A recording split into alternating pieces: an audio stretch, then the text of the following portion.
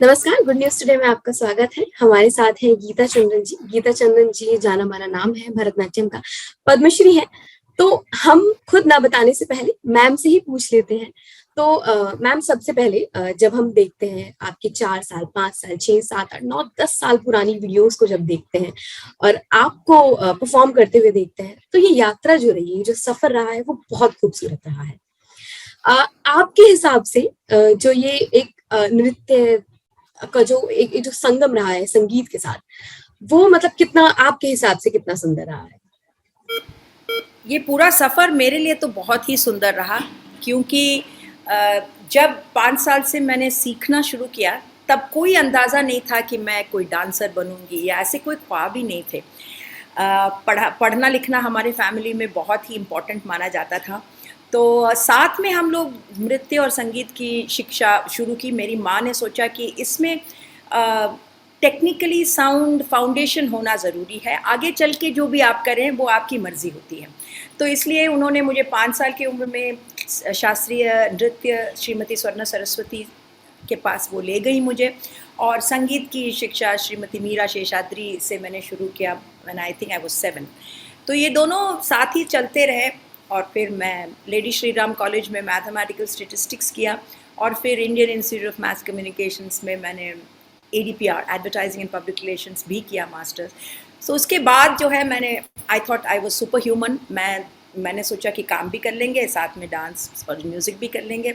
तो करने की कोशिश की, नॉन अलाइन मीडिया फाउंडेशन में काम भी किया, एनटीपीसी में भी काम किया। लेकिन उसके बाद लगा कि ये एक डिवाइडेड लॉयल्टी हो रहा है और मैं पूरा अपना जो है पोटेंशियल नृत्य संगीत में नहीं निकाल पा रही हूँ। तो इसलिए एक दिन सुबह डिसाइड कर लिया कि रिज़ाइन कर लिया और गुरुजी के पास चली गई, गुरु के एन दक्षिणामूर्ति, और उनसे कहा कि मुझे आप बस अब 6-7 घंटा मैं यहीं रहूँगी, यहीं प्रैक्टिस करूँगी और मुझे पूरा अपना टाइम इसमें देना है। फिर उसके बाद there was no looking back. वो सबसे अच्छा दौर था मेरे ख्याल से कि मैं सिर्फ काम ही काम करती गई और बहुत अच्छा एक फ़ील था कि एक आर्ट फॉर्म जिसे हमने सीखा था उसे एक करियर के तौर पे देखना, वो तब तक था कि कर लिया, मज़े से कर रहे थे, लेकिन अब उसको एक अपना एक आइडेंटिटी देना और संगीत और नृत्य को साथ में लेके एक पोइट्री है, उसमें रिदम है, सब कुछ है, फ़िलॉसफ़ी है, स्पिरिचुअलिटी है, इस सब के बारे में सीखना, पढ़ना, बैठना गुणीजनों के साथ। तो ये एक बहुत अच्छा एक फ़ेज़ रहा और उसके बाद तो वो चलता ही रहा और मैं आगे उसको जैसे आपने कहा कि पुराने कुछ वीडियोज़ देखते हैं तो लगता है कि वो दौर भी अच्छा था, लेकिन अब जो दौर है जहाँ पे मुझे लगता है पूरी फ्रीडम है, आज़ादी है, क्योंकि हमें टेक्निक के बारे में इतना सोचना नहीं है, कुछ नहीं है, तो you just fly with the whole idea of dance, you know, you dance just with your soul. तो वो स्टेज भी बहुत सुंदर है। मैम किसी भी आर्ट फॉर्म को अपनाने के लिए, किसी भी कला को अपनाने के लिए एक इंस्पिरेशन की जरूरत पड़ती है। आपको इंस्पिरेशन कब मिली? मतलब कितने साल की थी आप? क्या उम्र रही? क्या कोई वाक्य हुआ ऐसा कि आपको लगा कि अब मुझे भरतनाट्यम को as a passion, as a profession मुझे इसे इसमें कंटिन्यू करना है और लोगों को इंस्पायर करना इंस्पिरेशन से ज़्यादा मुझे लगा कि जब मैं लेडी श्री राम कॉलेज में थी, मेरे जो फ्रेंड्स थे, मेरे जो पेयर थे, वो अच्छा सिनेमा देखते थे, अच्छी थिएटर देखते थे, उस पे लिखते थे, शोध कार्य करते थे। लेकिन जब नृत्य की बारी आती थी तो वो मुझे कहते थे कि तुम्हारा ड्रेस बहुत अच्छा था, या तो कहते थे कि तुम्हारा जो लास्ट में जो तिल्लाना किया वो बहुत फास्ट था, बहुत अच्छा था। इसके अंदर नहीं घुस पाते थे, इस चीज़ की जो एक सुंदरता है। तो मुझे वो बहुत ख़राब लगता था कि बाकी विधाओं में इतनी वो इंटेलेक्चुअल एक डिबेट होती है, लेकिन नृत्य संगीत को लेके वो बात क्यों नहीं है, रस की बात क्यों नहीं हो रही है, इसमें डूबने की बात क्यों नहीं हो रही है। तो मुझे इसके वजह से मेरे को लग रहा है कि मुझे ये लेना पड़ा। मैंने कहा कि नहीं, मैं इसमें करके दिखाऊंगी, इसमें कंटेम्प्रेरी चीज़ों को लेके आऊँगी, इसमें इस जो सशक्त माध्यम है हमारा क्लासिकल डांस, उससे कुछ भी कहा जा सकता है। तो उस चीज़ को लेके मैंने इसको आगे, सो इंस्पिरेशन मुझे लगता है इस माहौल से मुझे मिला कि मुझे इस नृत्य शैली कि जो मूल बात है, जो एक सुंदरता है, उसको निकाल के लेके आना है। इसमें बहुत सारे लोग थे, मेरे गुरु थे, जो बहुत ही मेरे को दिल खोल के उन्होंने दिया, तो वो तो है ही है इंस्पिरेशन। स्वर्णा सरस्वती जी थी, के एन दक्षिणामूर्ति जी थे, और फिर जमुना कृष्णन जी थी। तो इन्होंने बहुत मुझे प्रोत्साहित किया, और you know like they say to stay the course, they really helped मी।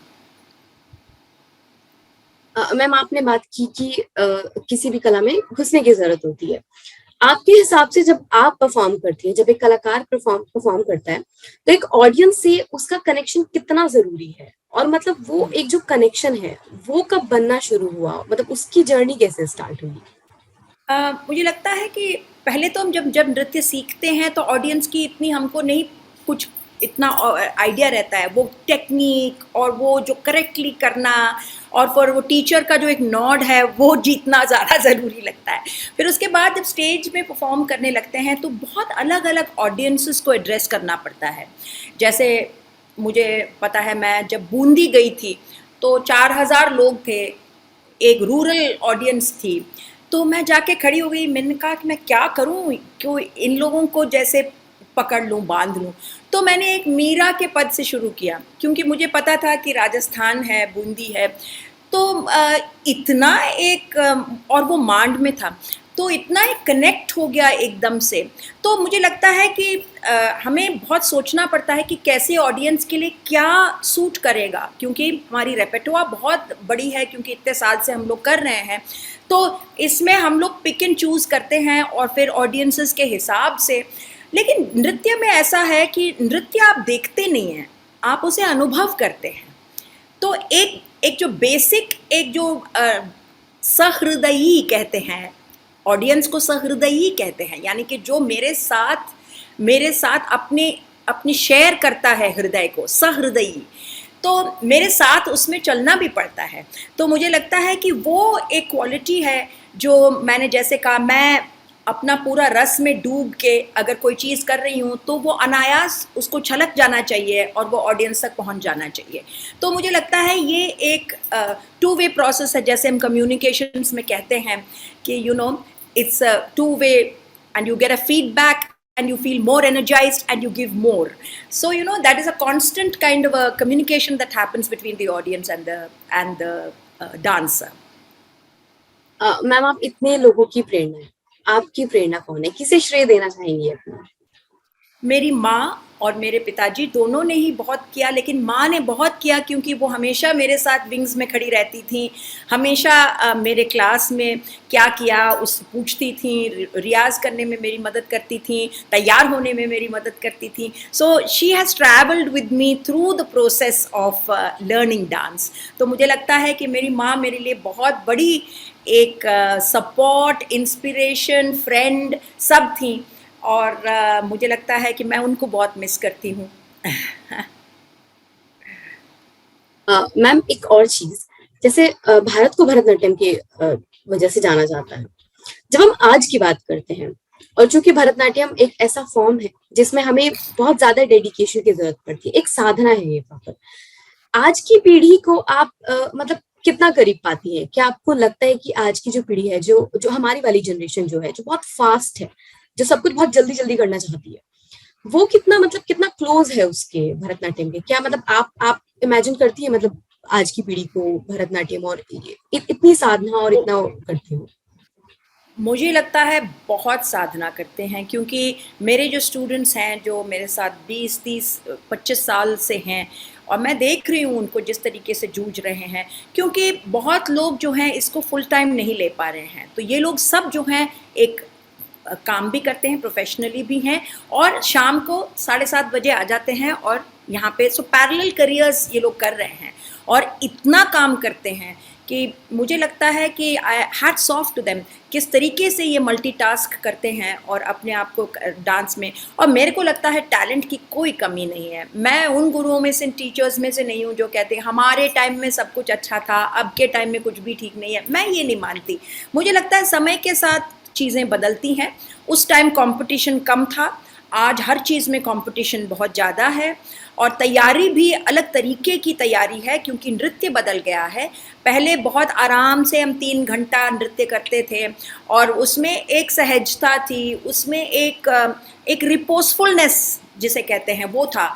आज बहुत फास्ट हो गया है डांस, जिसकी वजह से फिजिकल फिटनेस, डाइट, न्यूट्रिशन, ये सब ध्यान बहुत ज़्यादा करना पड़ता है क्योंकि आपको मिलता है 1 घंटा या 1.5 घंटा, उसमें आपको बात कहनी है। तो मुझे लगता है कि जैसे आपने कहा फास्ट पेस है, इंस्टेंट ग्रेटिफिकेशन है, तो मुझे लगता है कि हमें समय के साथ बदलना है क्योंकि जैसे एटीट्यूड्स बदलते हैं उसी प्रकार से हमारी रहन सहन बदल गई है, हमारा खान पान बदल गया है। तो हम कैसे सोचते हैं कि हमारी जो नृत्य शैलियाँ नहीं बदलेंगी, सब कुछ बदलता है। तो मुझे लगता है समय के साथ हमें जाना है, लेकिन यंगस्टर्स के बाद मेरे ख्याल से एक ही प्रॉब्लम है कि चॉइसेस बहुत हैं। उनके पास इतने सारे चॉइसेस हो जाते हैं कि कुछ कंफ्यूज हो जाते हैं। बहुत कुछ करने की चेष्टा में आप जो हैं, एक चीज़ जो हमारे टाइम में अच्छे से करने की जो एक थी बात कि उसी में रह के डूब के उसमें काम करना, वो कभी कभी हो जाता है कि अच्छा इसमें मुश्किल हो रहा है तो चलो कुछ और ट्राई कर लेते हैं। ये जो बात है ना, तो आसानी से जो शिफ्टिंग जो होती है आजकल, वो मुझे लगता है जैसे हमारे पापा एक ही नौकरी में पूरा टाइम रहे, तो आज जो है हर हर 1-2 साल में आप एक नए नौकरी में जंप करते हैं, आपके प्रॉस्पेक्ट्स बढ़ जाते हैं। तो उस तरीके से हर चीज़ में जो है आसान रूट जो है वो निकलने की एक सोच है यंगर जनरेशन में। उस पे मुझे लगता है थोड़ा सा अगर काम कर लेंगे तो sky is the limit. Talent की कोई कमी नहीं है, हार्ड वर्क की कोई कमी नहीं है, लेकिन वही ठहराव जिसे हम कहते हैं ना, एक चीज़ में रहना, वो उसमें पेशेंस चाहिए होती है क्योंकि इंस्टेंटली आप सीख के परफॉर्मर नहीं, ग्रेट परफॉर्मर नहीं बन सकते। इसमें धीरे धीरे चलता है और लोग नोटिस करते हैं आपको। तो there is a gestation period जिसे कहते हैं नृत्य और संगीत में, ये तुरंत नहीं हो जाता है, तो उसमें वो पेशेंस रखना बहुत ज़रूरी है। मैम आपने आज के समय की बात की, तो अगर हम आज के ही समय की बात करें तो हम बहुत वेस्टर्नाइजेशन की तरफ जा रहे हैं, बहुत वेस्टर्न कल्चर हमारे इंडियन कल्चर में घुस रहा है। तो और क्लासिकल की बहुत सारी विधाएं हैं, बहुत सारी विधाएं हैं। उस वक्त की बात करें तो प्रासंगिक थी, लेकिन आज के समय की जब हम बात करते हैं, 21st सेंचुरी की जब हम बात करते हैं, तो उसकी जो फॉर्म है क्लासिकल की, उसकी जो विधाएं हैं, वो कितनी प्रासंगिक हो जाती हैं आज के समय के लिए। प्रासंगिक बहुत ज़्यादा है क्योंकि मैं मानती हूँ कि जैसे मैंने कहा कि ये शैलियाँ जो हैं ये एक कम्युनिकेशन टूल हैं। इसे किस प्रकार से आप यूज़ करते हैं उस पर निर्भर है कि आप उसको see there something like content and form. Form आप सीखते हैं, उस पर बहुत काम करते हैं और उसको परफेक्ट करते हैं। कंटेंट आपके हाथ में है, आप क्या करना चाहेंगे उस टेक्निक को लेके आप क्या कहना चाहेंगे। तो संदर्भ के हिसाब से कंटेंट भी बदल रहा है, प्रेजेंटेशन भी बदल रहा है, लाइटिंग आ गई है, साउंड इक्विपमेंट आ गया है, उसमें स्टेज क्राफ्ट आ गया है, तो इतनी चीज़ें, कॉस्ट्यूम्स बदल रही हैं। तो मुझे लगता है ये प्रेजेंटेशन की विधाएं कंटेम्प्रेरी हिसाब से बदल रही हैं और कंटेंट बदल रहा है। जैसे मैं कहती हूँ आपको, अभी मैं 21st को परफॉर्म कर रही हूँ इंडिया हैबिटेट सेंटर में, और मेरी पहली प्रस्तुति है जयशंकर प्रसाद जी की एक कंटेम्प्रेरी पोएम बीती विभावरी। वो कहते हैं कि अब बीत गई विभावरी और जागो। तो I am using it as a metaphor for telling everybody the bad times are over, there is hope and we need to move ahead. तो ये प्रासंगिक है ना, तो इसमें बिना उसमें सोच के बिना नहीं कर सकते कि इसको ट्रेडिशनल है तो उसी को चला रहे हैं हम लोग, ऐसा नहीं है। हर एक डांसर सोचता है कि आज के संदर्भ में कैसे, because we are also living in a society which is full of problems, which is full of stress. तो उस पर रिएक्ट करना, उस पर टिप्पणी देना थ्रू द आर्ट फॉर्म, वो हमारा कर्तव्य है। तो मुझे लगता है कि ये भी हम करते रहते हैं क्लासिकल के साथ। तो मुझे लगता है कि ये दो है, एक तो आप ट्रेडिशन को सीखते हैं और फिर उस ट्रेडिशन को कॉन्टेक्सचुअलाइज करते हैं। मैम किसी भी आर्ट फॉर्म को, किसी भी कला को अपनाने के लिए, सीखने के लिए गुरु की जरूरत होती है। आप खुद एक गुरु हैं। भरतनाट्यम के भविष्य को किस तरह से आप देखती हैं, और आज की जो यूथ, जब आप अपने जो शिष्य हैं उन्हें सिखाती हैं, पढ़ाती हैं, वो किस तरह से अलग है, उनका माइंडसेट किस तरह से अलग है जो पुराने जो होते, जब आपने सीखा था, तब आपने जब सीखा था तब, हाँ, हाँ, उसका वो दोनों। ये गूगल डाउनलोड जनरेशन है जिसे हम कहते हैं। तो हमारे टाइम को तो छोड़ दीजिए, उस टाइम में मेरे ख्याल से एक चैनल था, दूरदर्शन का एक चैनल होता था, और फिर खेलने के लिए बगल में एक फ्रेंड्स की के घर में एक बड़ा सा आंगन था, उसमें खेलते थे, और एंटरटेनमेंट के नाम पे कभी कभी एक फिल्म देख लेते थे, या फिर फैमिली आउटिंग्स कहीं चले जाते थे, बस इतना ही था। लेकिन आज देखिए किस तरीके से बदल गया है सब कुछ। आज देख रहे हैं कि social media, click of a button, क्या ही नहीं आप कर सकते। तो मुझे लगता है कि comparison is unfair because the whole context has changed, and I feel कि आपके आज की जनरेशन जो है वो टेक savvy तो है ही, they are born with technology. Second thing I find is that they are very sharp. अपने मतलब की बात बहुत जल्दी समझ जाते हैं कि क्या है, and they do things with stakes. मैं ये करूँगी तो मेरा क्या होगा। हमारी जनरेशन उसमें अलग थी, हम करते थे क्योंकि मस्ती में करते थे। वो आज की जनरेशन कहते हैं 2 दिन का अगर मैं कुछ करूँ तो इसमें क्या सर्टिफिकेट मिलेगा जो मैं अपने करिकुलम विटे में रख सकती हूँ। तो सोच थोड़ा, because of the competition, I know why that is happening also. The second thing, big change I feel is expression में बहुत प्रॉब्लम होती है, क्योंकि आप एक सेल फोन से ही बात कर रहे हैं बहुत समय तक, या एक कंप्यूटर के सामने बैठे हैं, तो एक्सप्रेशन जो है वो लिखने में बहुत ठीक है, सब कुछ है, लेकिन जब मैं कहती हूँ जैसे एंटर करते हैं क्लास में तो कहते हैं गुड आफ्टरनून मैम, जैसे दुखी, मुझे कहना पड़ता है क्लास में आ रहे हो, खुश रहो। कम्युनिकेशन की बॉडी लैंग्वेज कैसे होती है, और कैसे अपने आप को, वो खुश है अंदर से लेकिन वो व्यक्त करना जो है, तो मुझे लगता है नृत्य उनको बहुत हेल्प करता है। तो इसमें, क्योंकि इसमें अभिव्यक्ति की बात है, तो हर चीज़ अभिनय से, या जैसे हम, मुझे देख रहे हैं आप, मैं बात करती हूँ तो हाथ भी यूज़ कर रही हूँ, फेस भी यूज़ कर रही हूँ, सब कुछ यूज़ कर रही हूँ। लेकिन आजकल, अच्छा कहिए आपकी इंटरव्यू में क्या बोलना होता है, अगर मैं ऐसे कहूँ तो वो इफेक्ट जो होता है, तो मुझे लगता है वो इंटरपर्सनल जो कम्युनिकेशन है उसमें, जैसे आप देख ही रहे हैं कि डाइनिंग टेबल में भी बैठे हैं, 4 जन बैठे हैं तो 4 जन सेल लेके बैठते हैं, तो 4 जन अपना ही सेल लेके ऐसे करते, तो बातचीत करना वो जो है, वो एक इंटरेक्शन जो है, वो मेरे ख्याल से इस जनरेशन में कम है।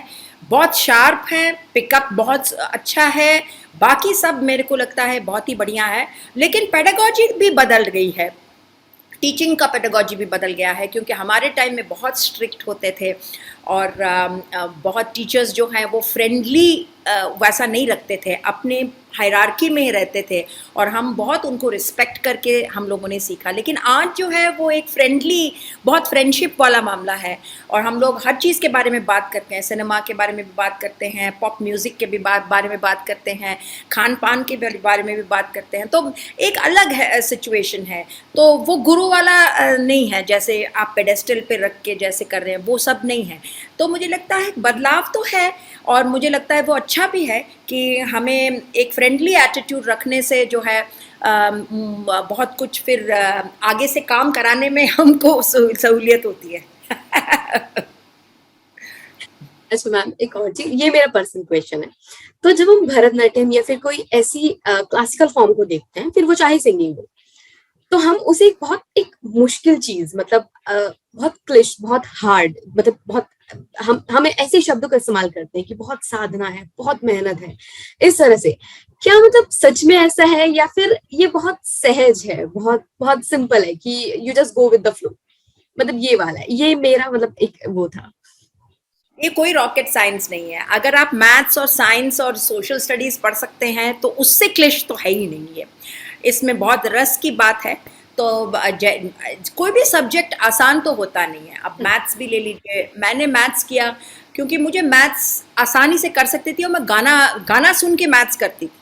तो मुझे लगता है कि एक अपनी एक धारणा बन गई है कि क्लासिकल एक हवा सा बन गया है मन में, कि हमको ये समझ में नहीं आएगी, क्योंकि हम बहुत स्कूल्स में जब स्पिक के लिए या किसी और चीज़ के लिए जाते हैं तो पहले कहते हैं हाय हाय पता नहीं ये दीदी आके अब हमको बोर करेंगी। अब ऐसे ऐसे एटीट्यूड से ही शुरू होता है और हम लोग उसको मान के ही चलते हैं कि ऐसे ही होगा। लेकिन जब 1-1.5 घंटे के बाद हम जाने की बात करते हैं तो कहते हैं कि दीदी आप अभी मत जाइए, हमको बहुत प्रश्न करने हैं आपसे, हमसे ये भी जानना है आपसे, हमको ये भी देखना है, आपका ये भी तो एक्सपोजर नहीं है। जब तक एक्सपोजर नहीं है, जब तक बात की समझ नहीं है, बस यही कह दिया कि भाई क्लासिकल म्यूजिक है तो हाँ है, कोई किसी ने कह दिया ऐसे ही, उसमें क्या है, उसमें सुंदरता क्या है, उसमें समानताएं क्या है, और नृत्य में जो स्टोरी टेलिंग टेक्निक है उसमें क्या है। अब इतने सरल तरीके से हम इनको समझाते हैं स्कूल्स में, क्योंकि वो समझ जाते हैं, अगली बार देखते हैं तो उनको बहुत कुछ ज़्यादा समझ में आ जाता है। तो मुझे लगता है कि हम राइट एज में एक्सपोजर ठीक तरीके से नहीं दे पा रहे हैं बच्चों को, जिसके वजह से वो आगे चल के फिर बिल्कुल इस बात को समझ ही नहीं सकते हैं, और इसकी गरिमा, इसकी जो हमारी धरोहर की जो एक प्राइड होना चाहिए, वो प्राइड हम नहीं दे पाते हैं स्कूल्स में। तो मेरा तो अगला few years is going to be in arts education. मैं बहुत इस पे सोचती हूँ, क्योंकि बहुत स्कूल्स में मैं जाती भी हूँ to devise their arts education curriculum, क्योंकि मुझे लगता है आर्ट्स एजुकेशन में हम बहुत पीछे रह गए। इतनी एक रिच आर्ट्स ट्रेडिशन को रह के हम इसको ट्रांसमिट नहीं कर पा रहे हैं इन स्कूल्स। हम सिर्फ नृत्य और संगीत के नाम पे कोई पेट्रियाटिक गाना सीख लिया या एनुअल डे में खड़े हो गए ऐसे पकड़ के, कुछ टोकनिज्म है। ये आर्ट्स एजुकेशन नहीं हुआ। आर्ट्स एजुकेशन माने रसिक पैदा करना, डांस या म्यूजिक सिखाना नहीं होता है, रसिक पैदा करना, उसके प्रति एक रुचि पैदा करना, और उस रुचि में से जिसको सीखना है वो अलग से सीखेगा। लेकिन हम कोशिश करते हैं कि सबको सिखाने लग जाते हैं। सिखाने का नहीं है, इस सुंदर ट्रेडिशन के बारे में बताना है। इसमें दिग्गज जो कलाकार हैं उनकी जीवनियाँ आप पढ़िए, उनका स्ट्रगल आप देखिए, और फिर वीडियो में सबसे बढ़िया जो कलाकार हैं उनकी प्रस्तुतियाँ आप सुनिए, और फिर उस पर लेख लिखिए या उस पर टीचर के साथ डिस्कशन करिए कि इसमें सुंदर क्या था, इसमें आपको क्या समझ में आया, क्या समझ में नहीं आया। तो मुझे लगता है कि the whole technique of introducing arts education in schools, we have not thought it through. और चीज ऐड करना चाहूंगी कि शायद यही एक बहुत बड़ा रीजन है। हाँ, तो यही एक बहुत बड़ा रीजन है कि जो ये यूथ है, जो आज की जनरेशन है, वो शायद झिझकती है भरतनाट्यम सीखने के लिए, कोई भी क्लासिकल फॉर्म सीखने के लिए, क्योंकि वो लैक ऑफ इन्फॉर्मेशन, मतलब वो उन्हें जानकारी ही नहीं है इस चीज के बारे में कि ये इतनी मुश्किल नहीं है, ये सहज है, किसी भी दूसरी अदर डांस फॉर्म की तरह ही है। जितनी मेहनत और जितनी साधना उन डांस फॉर्म्स में है, इतनी ही इसमें है, और इसमें भी मतलब you just go with the flow, यही वाली चीज। और मैम एक और चीज कि जैसे हम आज देखते हैं इतना इतना वायलेंस है, इतना हर जगह, मतलब इतनी न्यूज देखते हैं हम लोग, रेप्स है, वायलेंस है, फीमेल फेटिसाइड है। तो ऐसे उसमें एक आर्ट, एक कला मतलब कितनी ज्यादा मायने रखती है एक सोसाइटी के लिए और लोगों के लिए, उनको मेंटली पीस देने के लिए, उनको मेंटली शांत करने के लिए। जैसे एक बहुत दिग्गज कलाकार ने कहा था, अगर हमने भारत में संगीत की शिक्षा दी होती तो हमारी पार्टीशन नहीं होती। ये एक बहुत सीनियर म्यूजिशियन ने कहा था, क्योंकि संगीत और नृत्य जो है, और पैंडेमिक में दौर में हम लोग सब ने संगीत का आश्रय लिया कि हम बैठ के कोने में संगीत सुन रहे हैं, वो काम डाउन करता है, डिप्रेशन से हमें बचा के रखता है। तो ये तो आम बात है कि सबने किया है, कुछ ने, या तो पोइट्री बुक लेके कोई बैठा है, या कुछ पढ़ रहा है, या कोई एक नया डांस फॉर्म सीखने की कोशिश कर रहा है, क्योंकि this was D stressing, this is what took the stress out of us, of all the time thinking कि कब पता नहीं ख़त्म होगा ये लॉकडाउन, कब हम अपने काम में वापस जाएंगे रहे थे। तो उस समय में ये जिस तरीके से म्यूज़िक और डांस और पोइट्री ने हमें हेल्प किया, ये एक एग्जाम्पल था कि the best way to really calm down yourself and to keep yourself going on a downward spiral into depression, it was music and dance and theatre and poetry, the fine arts. तो और visual arts. सो मुझे लगता है कि ये तो कोई दो राय है ही नहीं कि अगर सोसाइटी में हम लोग बचपन से बच्चों को ये सब विधाएं सिखाएं और इनका आस्वादन करना ये ज़्यादा ज़रूरी है। सीखना नहीं, सीखने से ज़्यादा आस्वादन। कानसेन बनना, तानसेन बन बनिए, कानसेन तो बनिए, जैसे कहते हैं ना लोग। तो ये सुन के इससे हमें क्या हो रहा है, अंदर में क्या फीलिंग आ रही है। क्योंकि कभी मैं डांस करती हूँ तो मैं छोटे छोटे बच्चों को पूछती हूँ इस पीस के बाद आपको क्या फील हुआ, तो कहते हैं जैसे सुबह की लालिमा है और हम बैठे हुए हैं। ये एक छोटे बच्चे ने 4th स्टैंडर्ड में ये कहा था एक प्रोग्राम देख के। तो मुझे लगता है कि उस स्टेज में जो बिल्कुल एक स्पंज की तरह हैं, जो हम देते हैं वो लेते हैं, उस टाइम में अगर हम ये इंट्रोड्यूस करें तो मुझे लगता है काफ़ी चीज़ें जो हैं काम डाउन हो जाएंगी और जो हम देख रहे हैं जो वायलेंस और स्ट्रेस है वो कम हो सकता है। लेकिन वो नियमित बचपन से एक तरीके से उसको सिखाना और उस पर जो इंटरेस्ट लेना है कि ये करे बच्चा कि थोड़ा भी मैं अपसेट हूँ तो एक कमरे में जाके म्यूज़िक चला के बैठ जाऊँ। ये एक अपने आप में एक हैबिट हो जाना चाहिए। और ऐसा म्यूज़िक सुने जो बिल्कुल ही जैसे बांसुरी है तो बहुत ही सुंदर है। और आप हमेशा जब मैं बांसुरी सुनती तो मुझे लगता है मैं गंगा के किनारे खड़ी हूँ और तट पे खड़ी हूँ और सनराइज़ देख रही हूँ और पानी बह रहा है। तो एक closer to environment, closer to nature, these are natural things, it just takes you there, you know. और कभी कभी तो अंदर में ऐसी जगहें हैं पता ही नहीं लगता कि हमारे अंदर में ऐसी ऐसी स्पेसेस हैं जिसे म्यूजिक और डांस उठा के आपको दिखाता है।